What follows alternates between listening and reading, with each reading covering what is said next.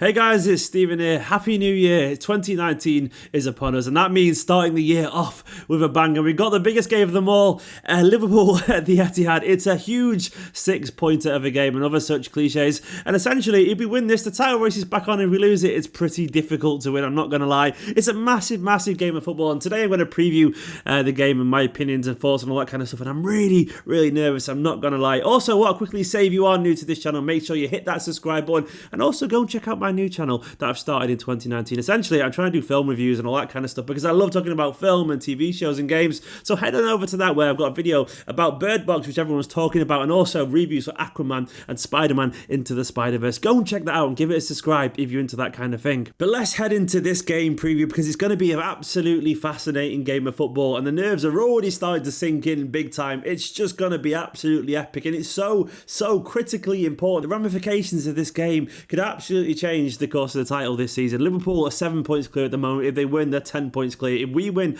we're 4 points behind them, but also we inflict their first defeat of the season upon them. And emotionally, the effect that they could have on them in general, it could knock their confidence, and all of a sudden the pressure could kick in, and after that it's a race to the title. I would fancy our chances from that point. And already we've had both of the managers in the press conference come out and blowing smoke up each other's arses, for being honest. We've got Pep Guardiola saying Liverpool the best team in Europe right now, and you got Klopp saying Man City are still the best team in the world. Essentially, both managers are being coy. I understand why. They're both trying to downplay expectations, both trying to heap pressure onto the other team. And it's an obvious game. It's obviously very polite. I mean, it doesn't make for the most fascinating viewing of press conferences, but I understand why they're doing it. And to be truthful, they both probably have some kind of credibility to what they're saying. He's got every right to believe Manchester City are maybe the best team in the world. I'm not sure we are, but he's got every right to believe that Klopp. And we've all got every right to say that currently Liverpool are the best team in Europe. And you know what? Their form is absolutely exceptional. Can't deny that. So it's going to be fascinating to see how this game unfolds. On to the team news, and Pep Guardiola gave us this lovely nugget of information saying that Kevin De Bruyne is in contention for the game and he could be involved in it, which is obviously absolutely huge for Manchester City fans. It's huge for the team as well. A talismanic figure like him, with all his ability, with all his match-winning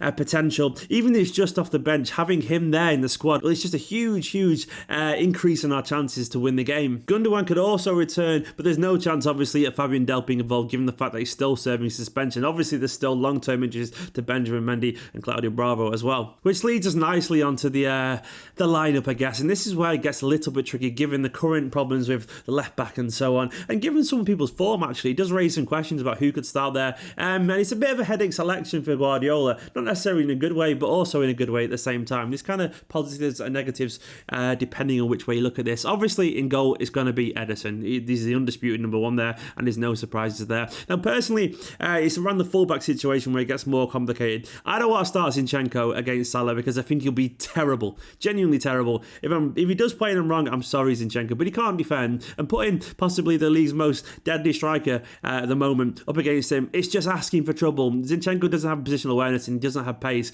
and that's the things that Liverpool's forwards do possess. It's absolutely asking for trouble. I would much rather play Danilo there personally and Kyle Walker at right back, and this is what I would do if I was Guardiola. So that's what I'm going to put on this team sheet to the left of me, or the right of me, whichever side it is, and that's what I would do, because at least there's some physicality there, and at least there's a little bit of pace there, and at least there's a little bit more experience as well. You've got to remember, Danilo, even though he's not a left back, has won Champions Leagues and he's won league titles and all that kind of stuff, and he's definitely more equipped physically to deal with that forward line. And then it's the centre back dilemma as well, which gets a little bit more complicated. Vincent Kompany, Guardiola was very effusive about his leadership abilities, and we all know how much of a winner he is in general, Vincent, and how much he brings to this team. I wouldn't say he's our best centre back these days, but his performance the other day and his general confidence can really feed into this team. So I wouldn't be surprised if he gets a nod alongside Laporte. That's what I think will happen. It's probably not what I would do. I probably would go for Stones and Laporte. Now, having said that, Stones doesn't always play at his very best against Liverpool.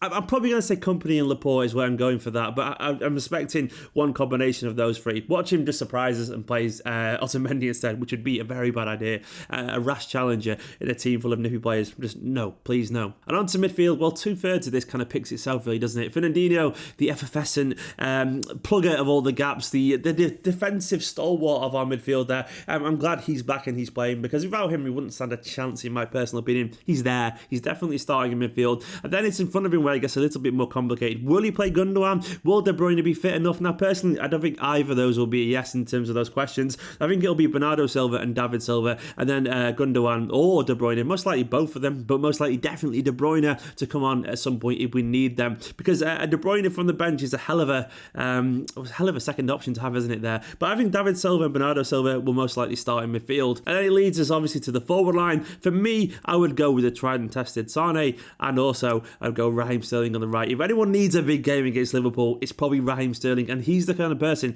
I suspect, hopefully, could maybe rise to this. He doesn't tend to play well against Liverpool, but fingers crossed there's something in the water tomorrow, and he has a turn up for the Bucks, and actually shows how good he can be, and then runs off and does a big Adebayor slide in front of the away end. Not going to happen, maybe, but I just want him to play tomorrow. I want him to play well as well. Mahrez could be in for a shout there, but personally, I would go for, at home, the players that I think are most likely to kind of get something for us. And then obviously it's probably going to be Aguero through the middle. He's not in the best form at the moment, but he's obviously the number one choice there, and it most likely will be him. There's an argument to say that maybe Gabriel Jesus would be a good bet there, given his overall link-up play and his work rate, but it's going to be Sergio Aguero, surely. But that's just my team. Let me know in the comments what you think the team will be. And we go on to the opposition view. Well, it gets a little bit scary. I think they've won the last 8 games in all competitions. They're currently 7 points clear, as we know. We've only won 1 out of our last 11 games against Liverpool.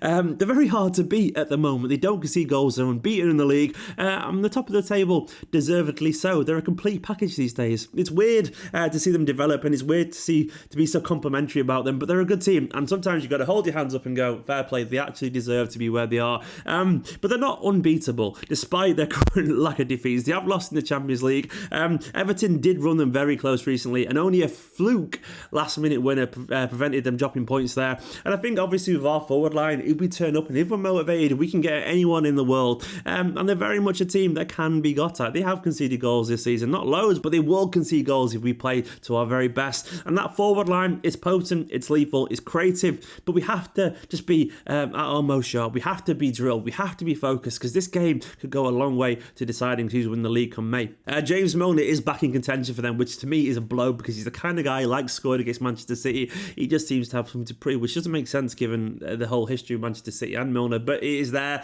Obviously Mane is available after the FA ruled him not guilty of being involved with plays. Obviously that was going to happen, but essentially they've got a pretty strong squad to choose from at the moment. If I was to go into the prediction, and this is the bit where it gets really, really tricky, I'm going to go on the whole optimistic side of things here. I'm going to be a Manchester City fan who's confident for once. I'm usually quite negative about these things.